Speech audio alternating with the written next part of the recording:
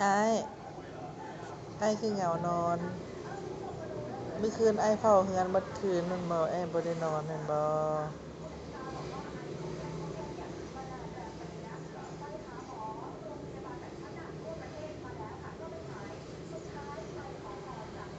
เอ้าไอ้น่ะนอนแล้วแม่ไอ้นี่นางจีก็ยังนอน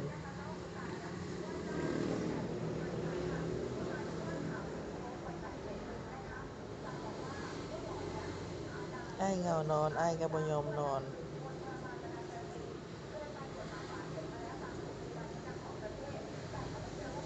เอ้า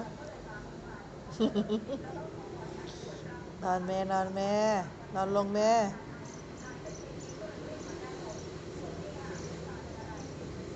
ไอ้รวยรวยเอ้าไอ้อันนี้เหงานอนงกๆ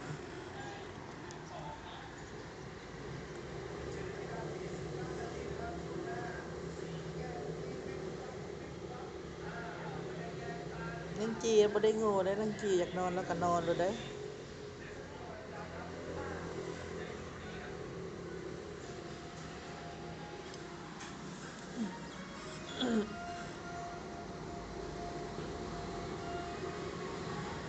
ไอ้รวยเฝ้าน้องว่ะ